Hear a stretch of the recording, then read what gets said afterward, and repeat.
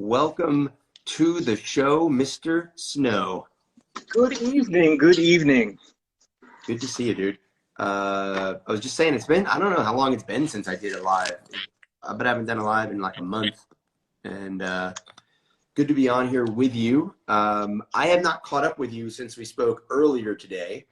I just teased the idea that we're going to be talking about gun making stuff and that I was going to have a guest. So for those of you who who are on my channel and who don't know the Mr. Snow makes, this guy is truly one of the best guys I've met in the gun making community. He has been a participant, a successful plaque winning participant in both of our gun makers matches. He spent some time up at the range in St. Augustine with me at the home range. He's been a student in classes.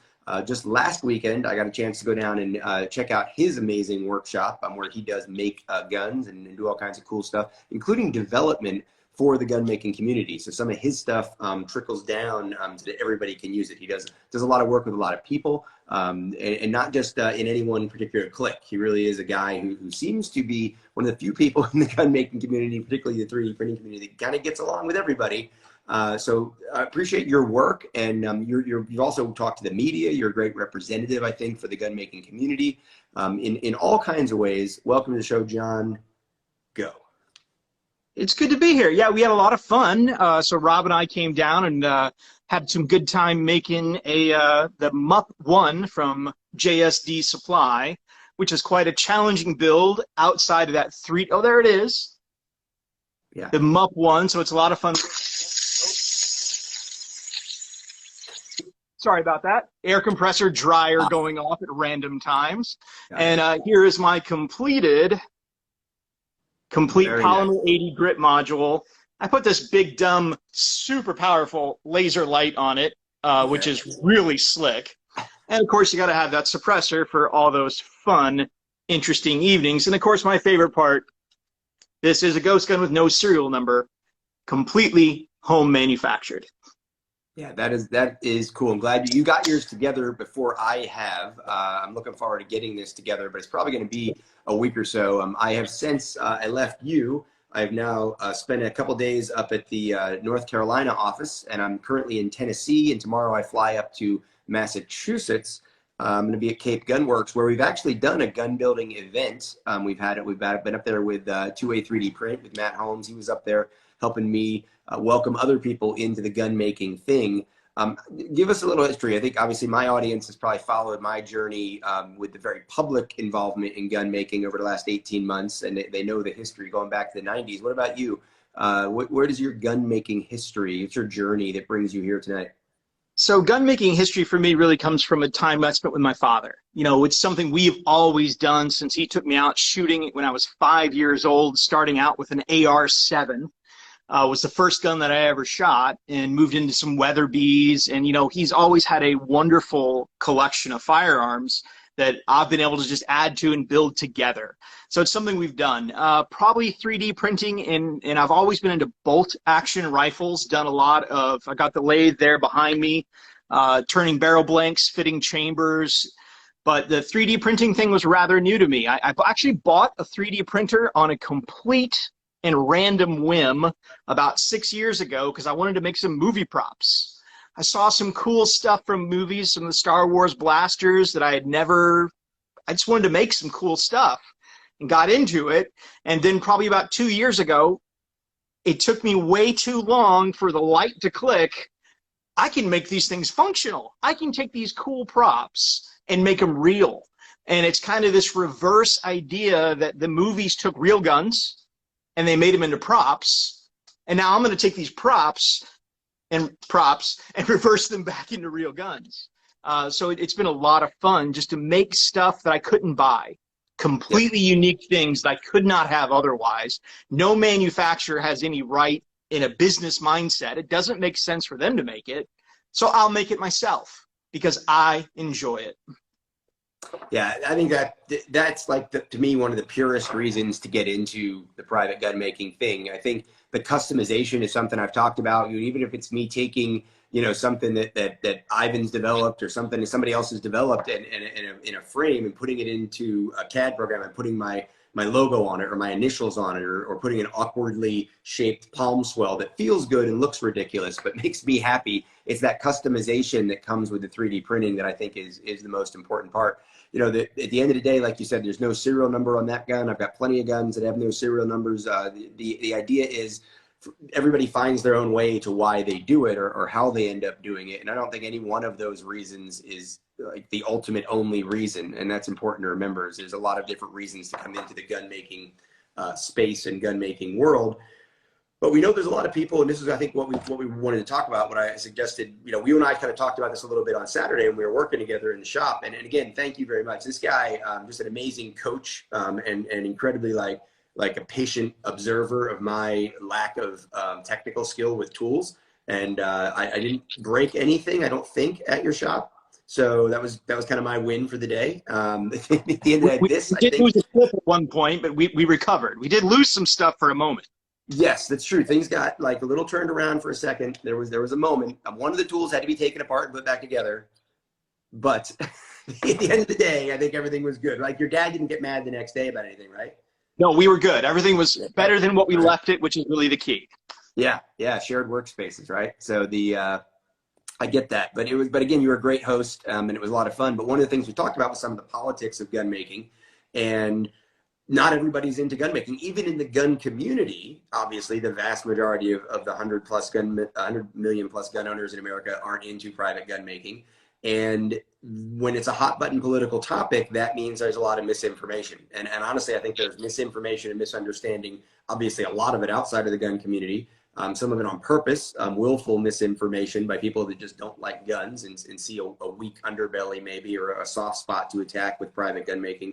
And then there's people inside the gun community, most of whom, you know, aren't attacking private gun making, but maybe spreading misinformation or have misunderstandings or misgivings about it simply because they've never done it. And that's where I think your kind of outreach and openness with your experience and your channel and your feed and the things that you do, what we're trying to do with the Gun Makers Match, with Aussie and with Guns for Everyone, all the hosts that have had gun building events, both Massachusetts, Colorado, Florida, you know, wherever we've done that, we've got more coming up this year.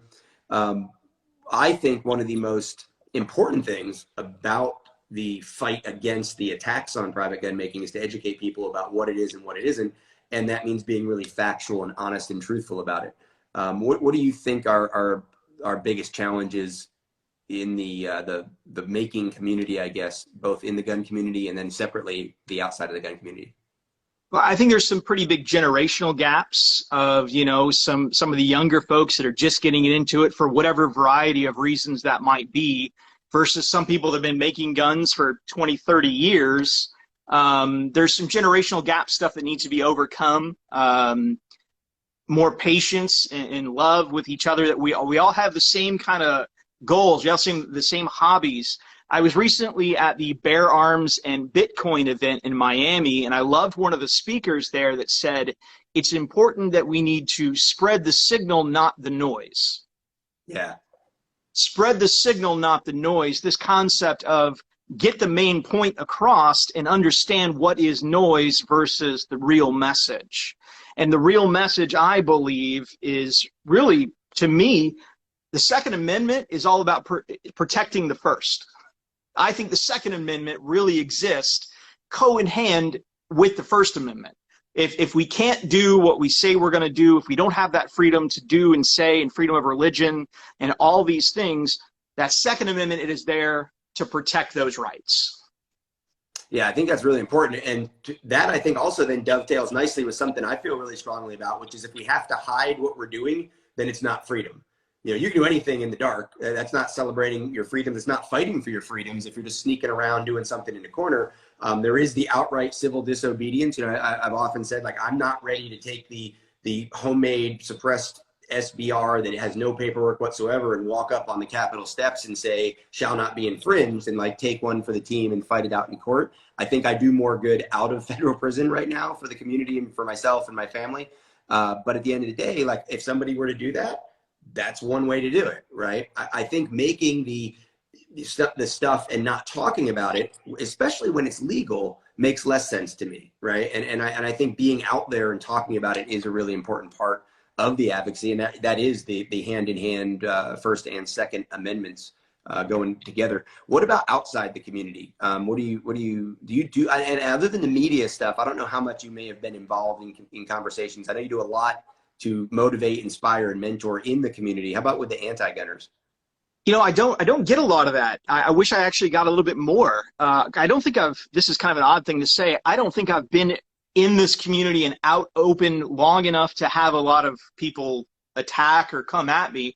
And most of the times I have, it's always been a very good experience through the power of de-escalation. You know, we got to humanize each other and realize that we're not just random strangers on a computer screen, we're actual people. And while I love being out in the open as much as I do, I also don't think there's anything wrong if you don't want to talk about it. I think there is a space there for those people that are worried about, because there is real repercussions for some people from employers and, you know, family members. I know some people that have families that are super anti-gun, and some people that you know, they've got that passion, and it will come out over time. But yeah, most of the time my interactions have been very good. One of my favorite, but yeah, I'm in a bit of an echo chamber, I feel at times, to where I'm traveling in communities that like me and want to see me succeed. I'm lucky in that so far. So I look forward to having more of those open, genuine conversations with folks.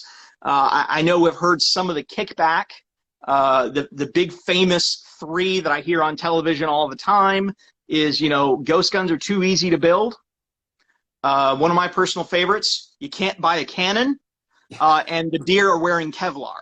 So those are three that seem to always come up, and I get to address in fun and realistic ways. Yeah, I think, yeah, and there's a lot of good conversation. We're just not going to get to it because we're doing like a one-to-one thing here and just kind of letting you guys share in on it. If there's a bunch of questions out. If you see one you want to answer, let me know. I am seeing a bunch of rock stars from the 3D printing community and gun making community down there. This guy, Mark, just asked if I ever travel to California for advocacy. I do. I've been in California a lot. I did something with San Diego gun owners at one of their events about a year and a half ago. I'm always in California every year teaching in different places. I think that in and of itself is kind of part of my advocacy, is supporting those people who are in. I'm flying to Massachusetts tomorrow. You know, like I said, we did a gun building day and a gun makers match regional event in Massachusetts. I teach in New Jersey every year. I teach in New York every year. So I think going to those places and doing advocacy is really important. And especially when it comes to the gun making. Now, am I going to go to New Jersey where it's completely verboten and run a gun building event? No, because that, you know, again, I'm doing more good, I think, outside of the federal or state prison system. But am I going to do, we did one in Pennsylvania and I wasn't checking IDs. You know, I always say that, like when I'm in Massachusetts teaching a class on Thursday, I'm not going to be checking people's magazine capacity.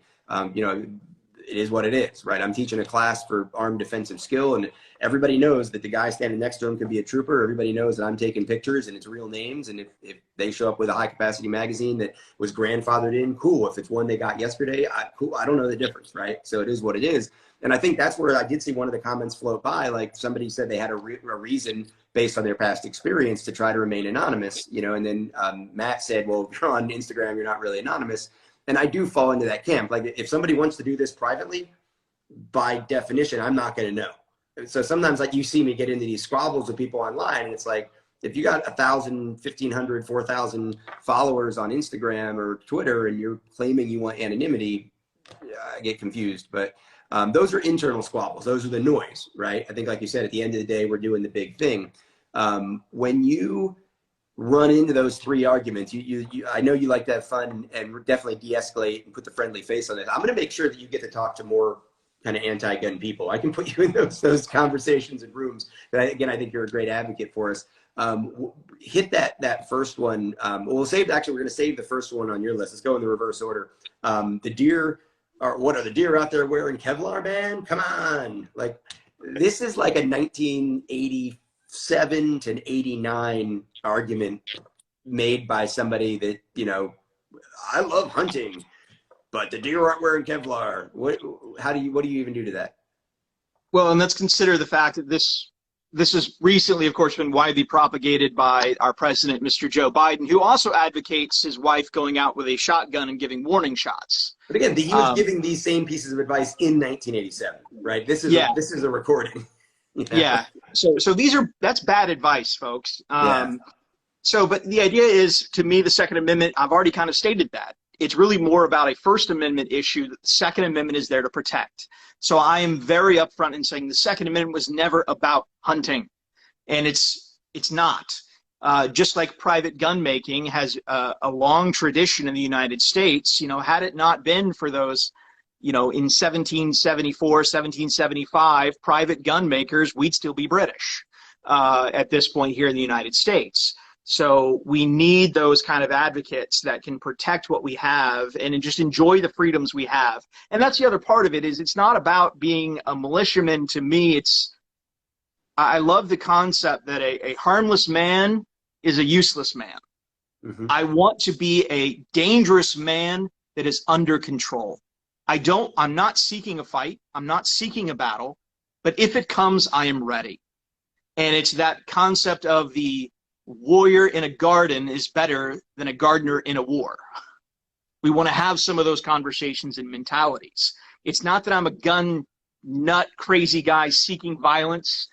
No, not at all. I'm enjoying a lot of it for the hobby, for the fun, but at the same token, we want to be ready for all things. Yeah, for sure. And when you say all things, that obviously I think extends beyond just that critical conflict over life and death. I mean, the skills that you get from gun building, the skills that you get understanding how to use the tools like you've got in your shop, or the ones I've got in a box in the back of the truck, whichever set of tools you're using, they can that information obviously can be put to other use as well, as can the 3D printing. I mean, everybody says it, it's cliche now. Like, I've made things to replace something that broke in the house now, or I filled a gap when maybe I could have gone and bought it, but why not experiment with a 3D printer and see if I can replace it on my own?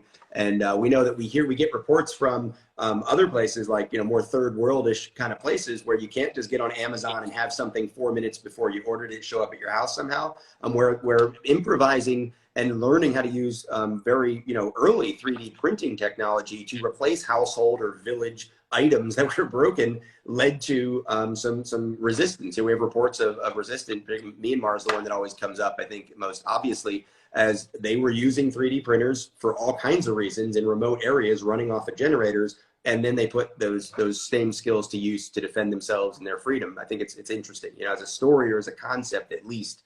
That's super interesting. And as you said, that first one with the deer is, why are we even talking about hunting, right? The next one, what was the one you gave in the middle? The cannon a little bit. We've heard that one a lot. The cannon, right. I don't understand that one at all. I don't understand how that one is propagating, like, whatsoever. And I mean, what legitimately kills me is that you can go online today, jump on a website, and you can buy a cannon. There's a cannon. And you did. And I did. As soon as Joe Biden got on television and told me I couldn't have one, I instantly went out and ordered one and bought one and had it delivered on my doorstep via USPS. So United States Postal Service delivered my cannon, I will add, without a signature. They left it on my front porch. It's just wild, the misinformation that will fit a narrative that is propagated in the world because it's scary, I guess. And I just don't really understand some of that. I don't, if you went to, I don't know, like the hills of West Virginia and talked to everybody you could find, and you also went to downtown San Francisco or the Bronx and talked to everybody you could find, and you asked them, like, what are you afraid of? Like, if someone was going to attack you, like, what are you afraid? I don't even think you're going to hear cannon once. And the idea that that's somehow a talking point that gets traction or gets attention or is taken, so like the speech writers, like, nobody's saying, like, hey guy, like, let it go with the cannon thing. Like, that's not a thing. It's more trying to justify that the Second Amendment allows the government to restrict what you can own. It's a justification argument against, like, things like the Gun Control Act and the National Firearms Act that took away machine guns and suppressors and short-barreled rifle ridiculousness. I mean, if you get into the history of some of that, it gets really fascinating about specifically when they were trying to put pistols on the National Firearms Act to restrict people from having originally pistols were supposed to be a part of that act in 1934. And that is also specifically why, sorry,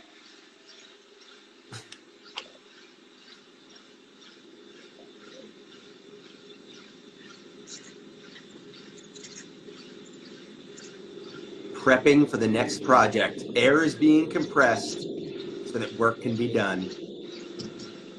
1 second for technical difficulties.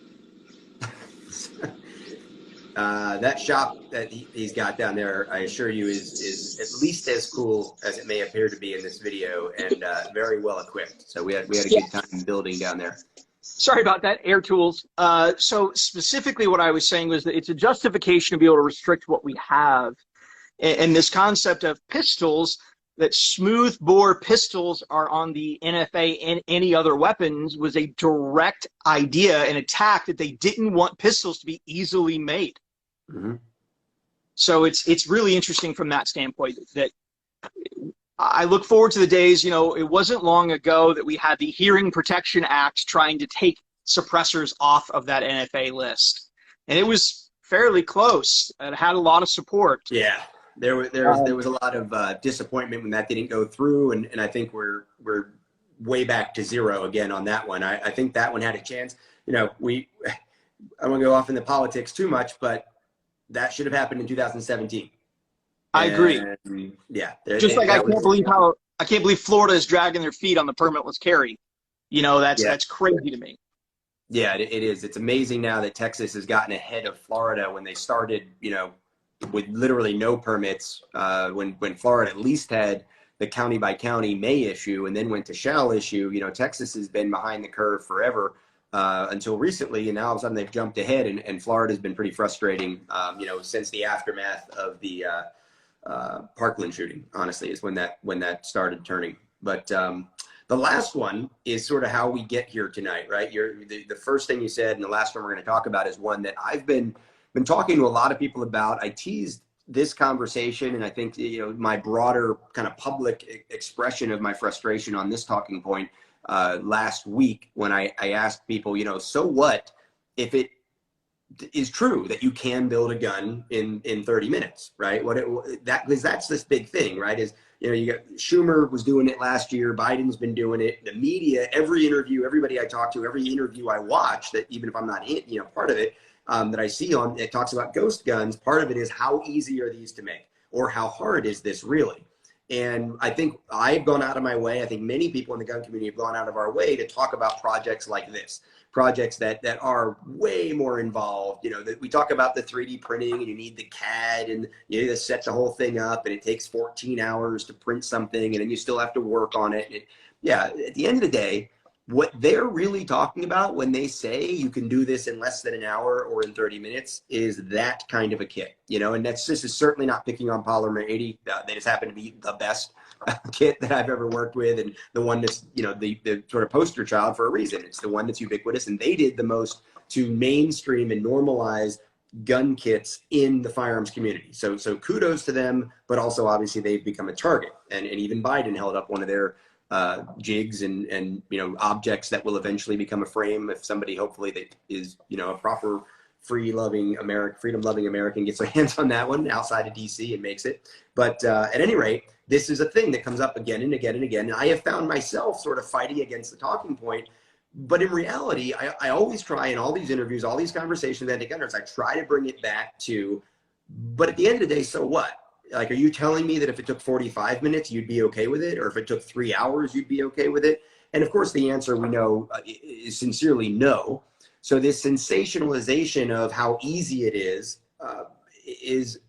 a presumably effective tool if we're doing backflips to avoid the reality of, yes, those particular types of kits make it relatively easy for somebody to get into the gun building world, especially if they have a guide, if they have somebody like Mr. Snow or somebody like Matt Holmes, or, you know, anybody that's come to these gun building events, any of the many experts from Aussie, if you have people helping you, or if you know, you have a lot of experience with guns, you're an experienced and responsible gun owner who knows how to maintain and disassemble and reassemble these types of guns, it's going to be pretty easy.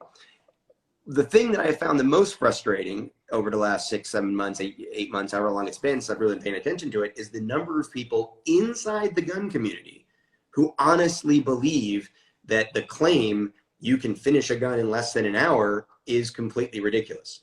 And I think that's where I realized, like, you know, me doth protest too much. I have fought this idea in the media so much that I've actually got gun owners thinking it's a good thing that it might take 14 hours to make a gun. And nothing could be further from the truth. We should be celebrating the fact that people can get into this hobby very easily, and people can exercise their freedom and their right to keep and bear arms very easily with the personal craftsmanship and involvement and skill that it takes to build their own gun. What do you say?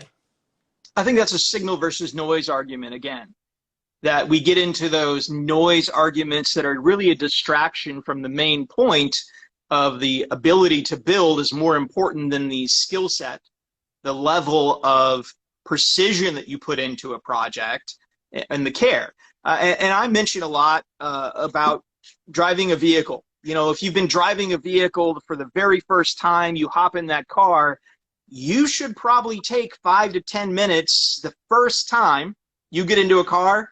It's probably going to take you 5, 10 minutes. Get your mirror right, get your seat right, get your seatbelt on, make sure the steering wheel's the right height, you got your radio on the right channel. It takes some time to find your way.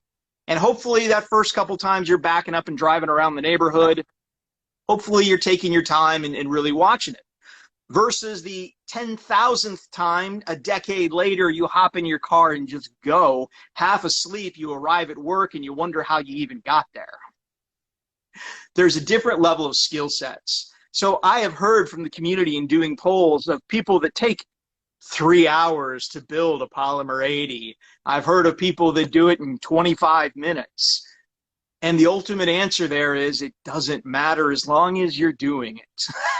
Right, right. And I think where we get into trouble from an advocacy standpoint is when we start, you know, if somebody says, well, my concern as a gun control advocate is that there's irresponsible gun owners who let kids get their hands on guns. And somebody were to say, no, that never happens. The media is making that up. They sensationalize it happens once in a decade. Well, we know, unfortunately, it happens far too often. And if it happens once a month in this country, it's still far too often. So 12 times a year, I get it, out of 100+ million gun owners, doesn't seem like a big epidemic, but it's a problem that we should be addressing in the gun community. And the last thing I want any gun owner doing is pretending that it doesn't happen, right? And unfortunately, some of our leadership organizations hate to talk about any of the negative outcomes, and that sets a tone. So somehow building a gun in 30 minutes is a negative outcome? No, that's really cool. And we can't be fighting against that. So you told me that you might take a shot at the full video build time. Did you get that done today?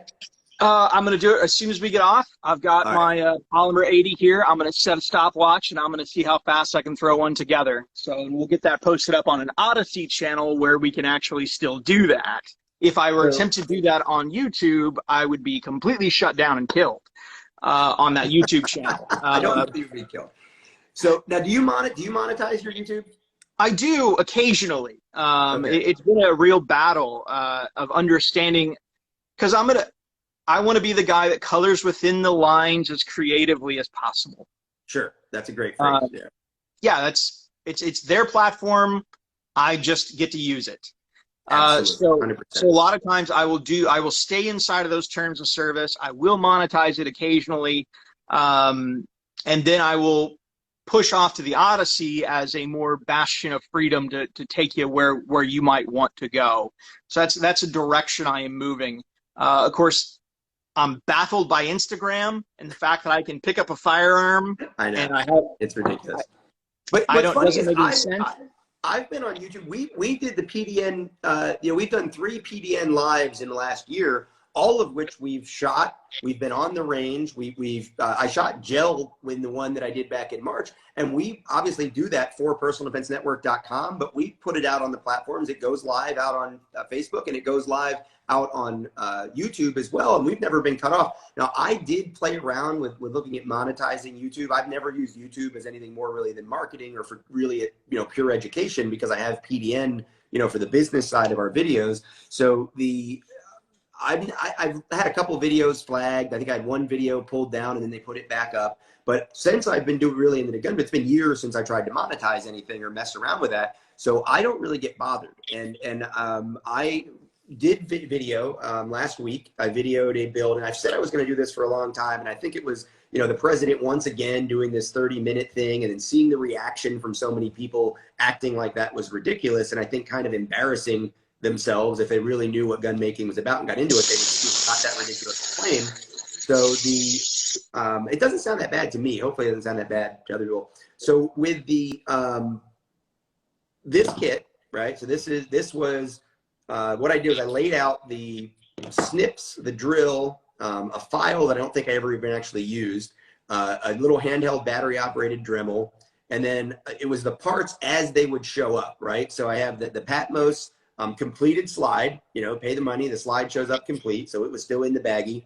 I had the lower parts kit, which does not have everything completely put together in the trigger group, but it's pretty close. It's not like you aren't putting the pin in for the tab safety or anything. Also from Patmos. And then I had the Polymer 80 kit in the box, which I thought was an unopened box that I had that had never been touched. So I put the timer behind me, started the video, and, you know, put on, I think, some Audio Slave or something and go, right? So grab the snips. I think I did the drill first, actually. So I hit the drill first, and I had the drill bits were in the box. I opened the box. Right away, I realized something wasn't quite right in the box, but the drill bits were there. So I set up the drill, did the drill, started doing the snips, went to put the Dremel on there just to clean up those flattened edges, and the battery was dead.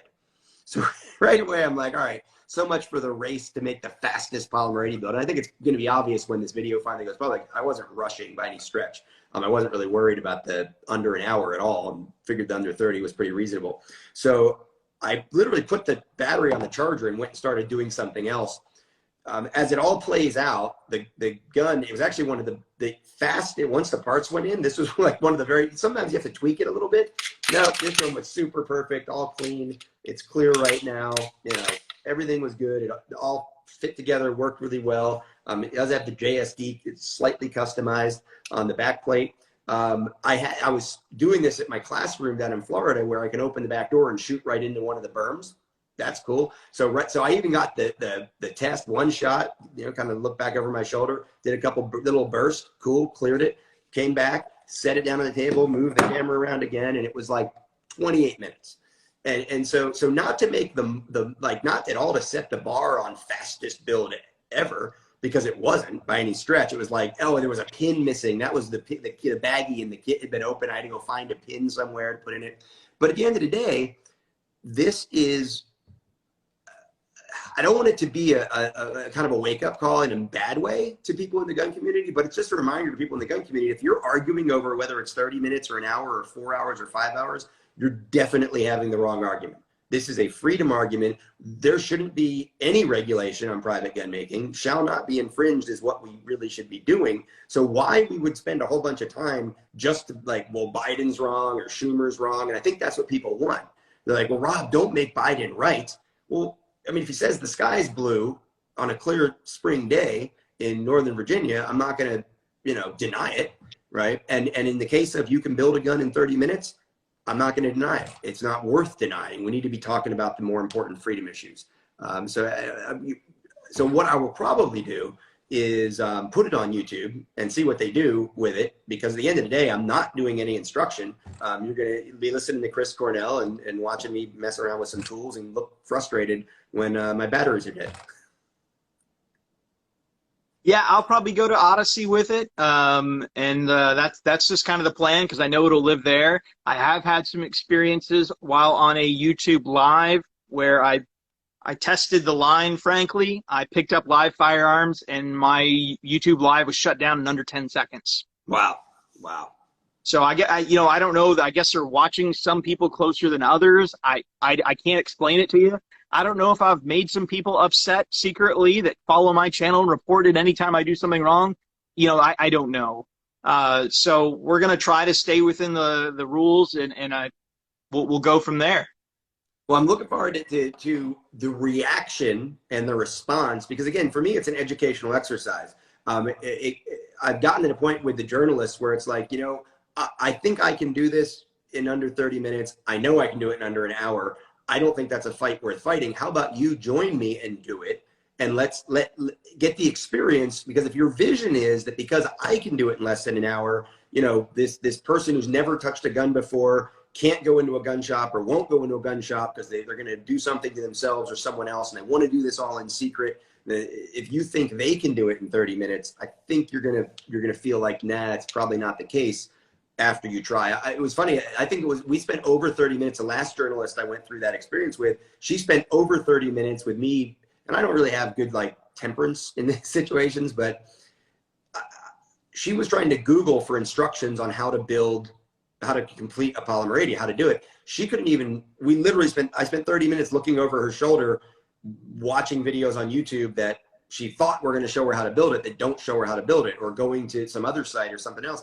And it was frustrating, but it was important for her to experience that and literally come away from that with, okay, I get it. I can't just magically learn how to do this. Where, you know, what pieces, parts, how should I do this? And then spending 2 or 3 hours to build the gun, and then another half hour shooting the gun. And now she's a gun owner. That was her first gun, you know, and we had to talk about, I got to know you ordered a safe, and then you can ship this back to yourself in Arizona, and, you know, let's do it. I think those things are powerful, right? To at one time say, this isn't the argument, this isn't the hill to die on, because I can do it in less than 30 minutes, but also, now that you think it is easy, let's go. Yeah, I still remember from the first Gunmakers match, the Vice documentary, watching that reporter by the name of Keegan building his first 3D printed gun and using a hand file as a hammer. And I just can't get over how much that hurt my heart to watch him hit that hard steel punch. Hey, I taught him that. That. Yeah, that was painful in my heart to see that file go to town on that punch.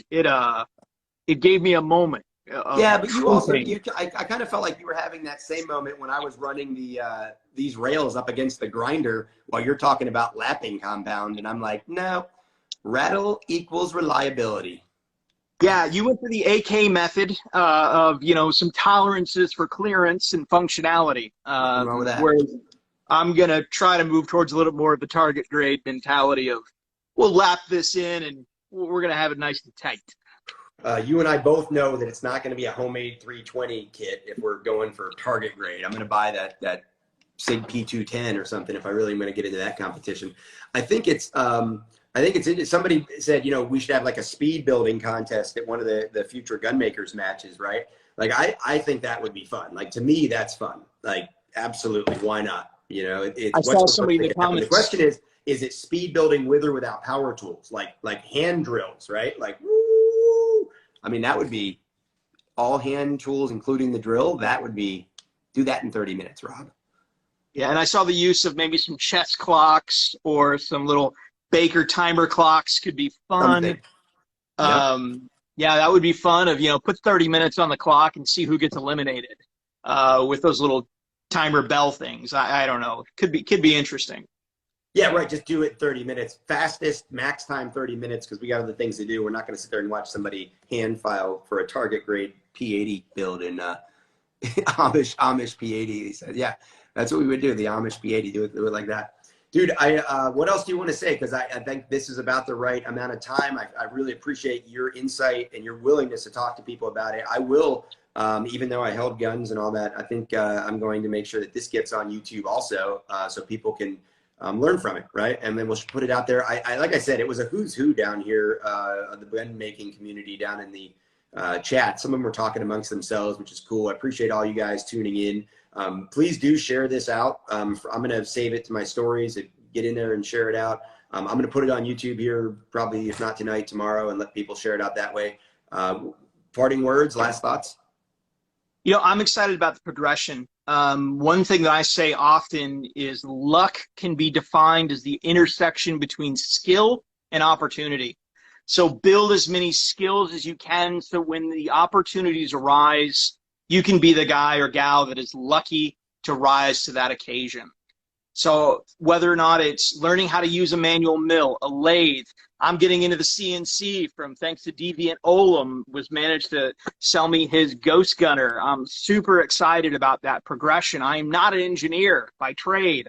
I am not a tradesman, a skilled craftsman, but am becoming one through this hobby.